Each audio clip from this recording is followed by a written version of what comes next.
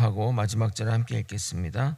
만일 너희의 믿음의 재물과 섬김 위에 내가 나를 전제로 드릴지라도 나는 기뻐하고 너희 무리와 함께 기뻐하리니 이와 같이 너희도 기뻐하고 나와 함께 기뻐하라. 내가 디모데를 속히 너희에게 보내기를 주 안에서 바람은 너희의 사정을 알므로 안위를 받으려 함이니 이는 뜻을 같이 하여 너희 사정을 진실히 생각할 자가 이밖에 내게 없음이라.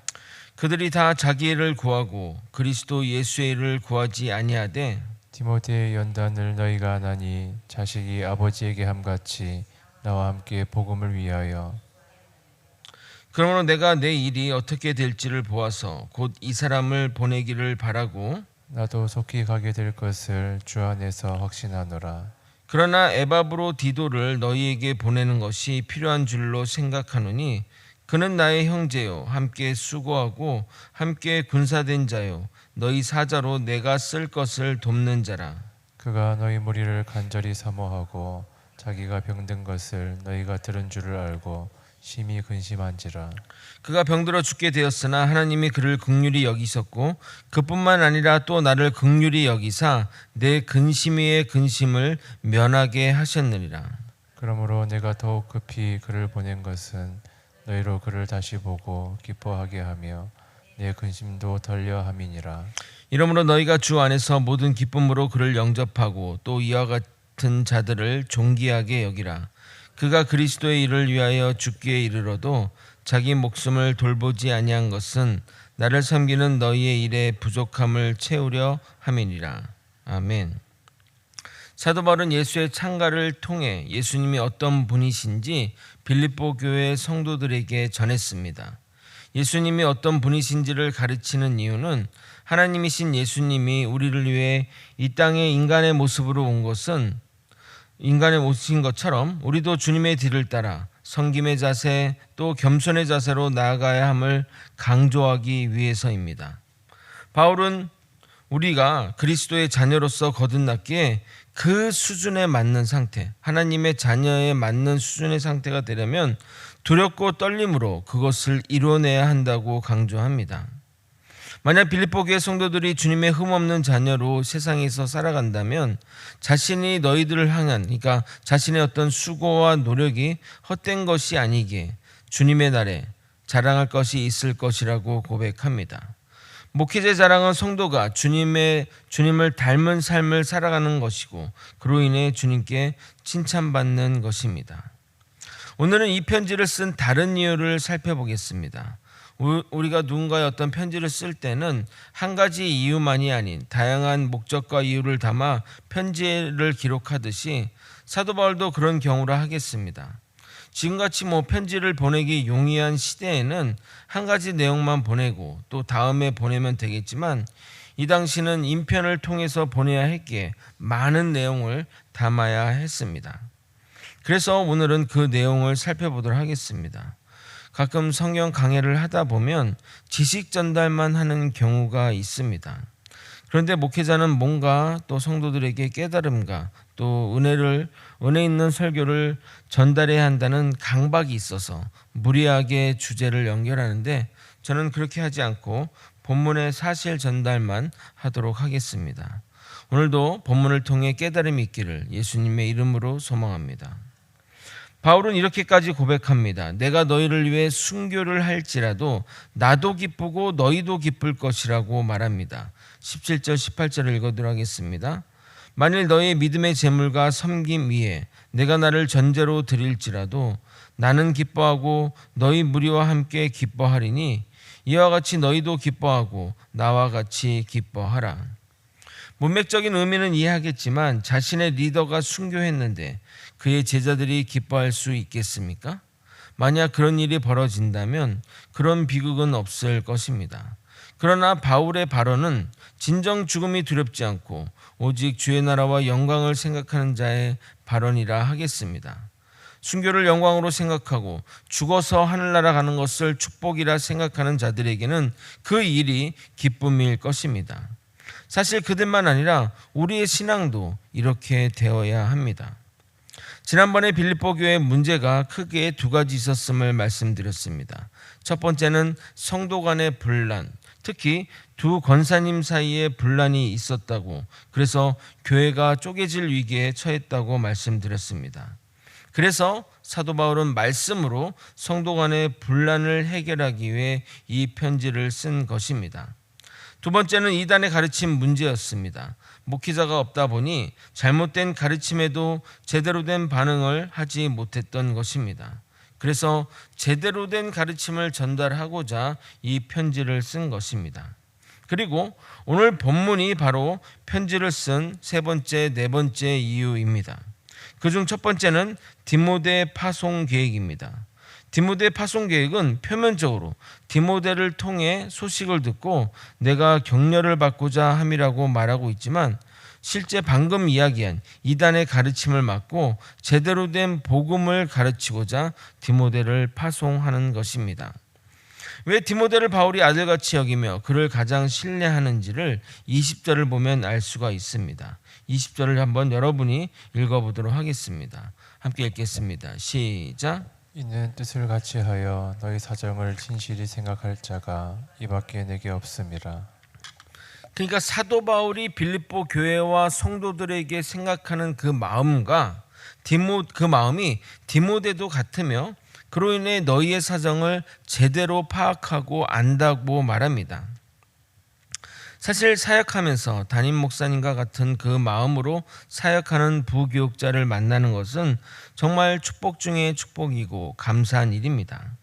그런 의미에서 손 목사님은 저와 같은 마음으로 사역에 임하고 성도들을 대하는 마음도 동일합니다. 일을 처리하고 해결하는 과정에서 생각이 조금 다를 수 있지만 복음을 대하는 자세, 그리고 성도를 대하는 자세나 마음은 거의 동일합니다.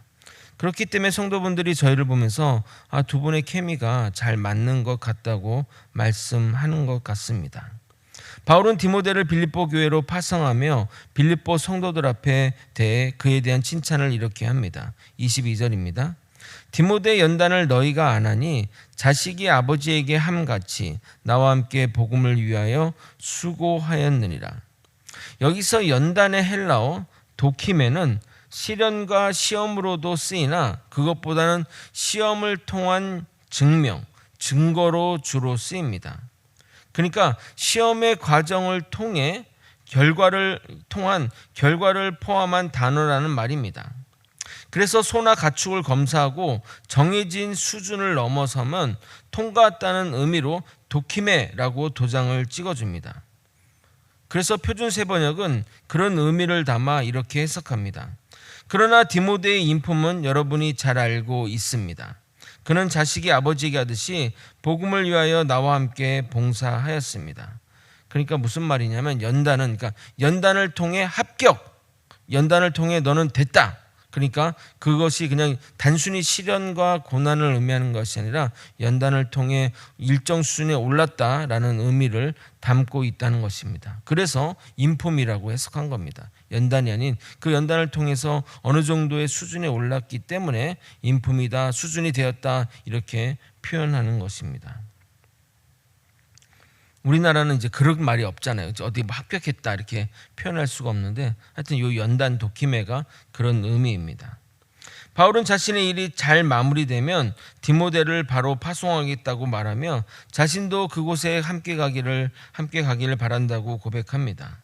바울은 빌립보 교회가 그리울 것입니다. 가장 어려운 시절에 도와준 친구가 진짜 친구이듯이 바울이 로마 감옥에 갇혔을 때 물질로 돕는 것을 넘어 사람까지 보내어 도왔으니 말입니다. 그래서 다른 서신서와 달리 인간적인 어떤 정서가 많이 묻어있는 서신서가 빌립보서라 하겠습니다. 이어서 이 편지를 쓴 네 번째 목적이 나옵니다. 에바브로 디도가 바울을 돕기 위해 돈을 가지고 로마에 갔으나 그는 가자마자 병에 걸렸습니다. 풍토병에 걸린 것일 수도 있고 오랜 여행으로 인해 생긴 병일 수도 있습니다. 간단한 병일지라도 외국에서는 그게 크게 다가오는 것처럼 에바브로 디도가 로마에 도착하여 거의 죽을 지경에 이르렀다고 합니다. 그런데 고향 빌립보에는 그에 대한 다른 소문이 전해진 것 같습니다. 로마에서 빌립보로 온 이들이 에바브로디도가 병에 걸려 방에서 칩과느냐 두문분출한 것을 모르고 에바브로디도가 없더라, 돈을 가지고 도망갔다더라, 바울을 돕기는커녕 그 돈을 가지고 놀고 있다더라, 그가 병이 들어 오히려 바울을 폐를 끼치고 있으니 바울이 에바브로디도를 돌보고 있더라와 같은 그런 소문들이 빌립보 교회에 퍼졌던 것입니다. 그래서 바울은 사실과 다름을 알리고자 이 편지를 기록한 것입니다. 에바브로디도에 대한 바울의 칭찬입니다. 25절입니다. 그러나 에바브로디도를 너희에게 보내는 것이 필요한 줄로 생각하노니 그는 나의 형제요, 함께 수고하고 함께 군사된 자요, 너희 사자로 내가 쓸 것을 돕는 자라. 그런데 이 에바브로디도를 보내는 이유는 에바브로디도가 육체의 병도 있었지만 향수병과 같은 병도 걸렸던 것 같습니다. 보통 우리가 왜 어디 나가서 병에 걸리면 부모가 그립고 고향이 그리운 것처럼 그도 그랬던 것 같습니다. 26절입니다. 그가 너희 무리를 간절히 사모하고 자기가 병든 것을 너희가 들은 줄을 알고 심히 근심한지라. 이제 그 내용이 바로 그런 내용입니다. 에바브로디도가 거의 죽을 지경에 이르자 바울과 동역자는 에바브로디도를 간병하고자 극진히 노력했습니다.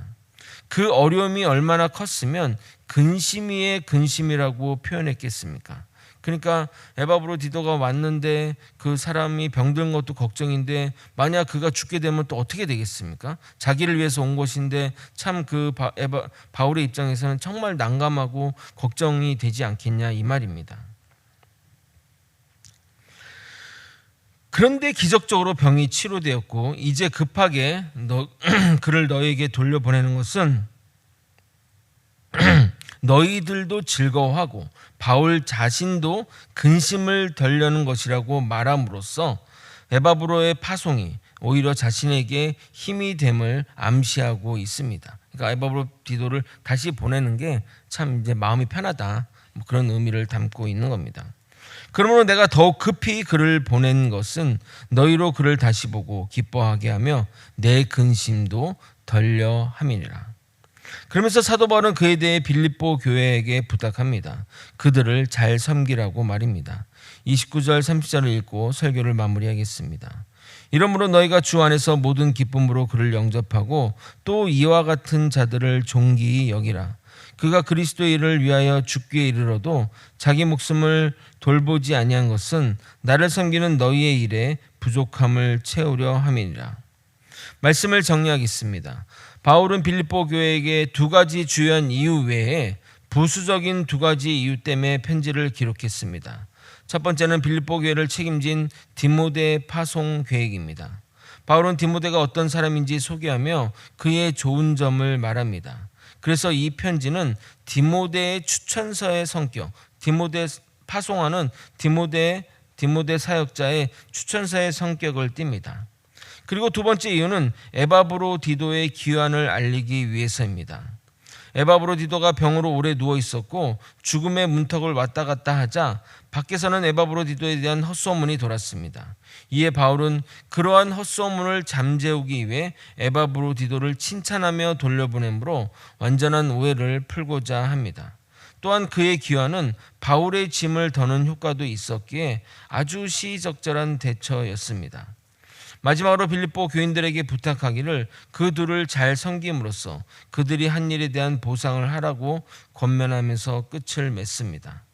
우리는 여기서 사도 바울이 자신의 동역자를 대하는 태도를 볼 수 있습니다. 에바브로디도는 알다시피 바울에게 피해만 끼친 인물입니다. 물론 그는 바울을 돕고자 왔으나 오자마자 병에 걸렸고 거의 죽을 지경에 이르렀습니다. 그래서 바울이 옥수발을 받기는커녕 거의 에바브로디도의 병수발을 들었던 겁니다. 그러나 하나님의 긍휼로 그가 낫자마자 그를 적극 추천하며 고향으로 돌려보내는 것입니다. 그의 병도 병이지만 향수병을 다스리기 위해서 말입니다. 이처럼 사람의 인품은 그가 다른 사람을 어떻게 대하는가를 통해 알 수 있습니다. 우리 모두는 자신에게 맡겨진 사람을 최선을 다해 섬김으로써 주의 나라와 영광을 확장하며 살아가는 저와 여러분이 되시길 예수님의 이름으로 소망합니다. 기도하시겠습니다. 하나님의 나라와 영광을 위해 함께 동역자들을 걱정하고 생각하는 사도 바울의 마음 속에서 아버지, 우리가 어떻게 사람들을 대하고 우리에게 맡겨진 사람들, 같이 동역하는 일들, 복음의 일들에 애쓰는 사람들을 어떻게 대해야 될지 주요한 깨달음이 얻기를 소망합니다. 그들을 칭찬하고 그들의 좋은 점을 발견하며 그들을 아버지 다른 사람들께 소개함으로써 하나님의 영광과 나라를 확장하는 일에 아버지 나아갈 수 있도록 이끌어 주시고 인도하여 주시옵소서. 우리 마음속에 다른 사람들을 향한 좋은 점을 보도록 이끌어 주시옵소서. 아버지, 그를 통해 함께 동역하고 사역할 수 있도록 주님과 역사함을 만들어갈 수 있도록 이끌어 주시옵소서. 사랑이 많으신 예수 그리스도 이름으로 기도드립나이다. 아멘. 주기도문으로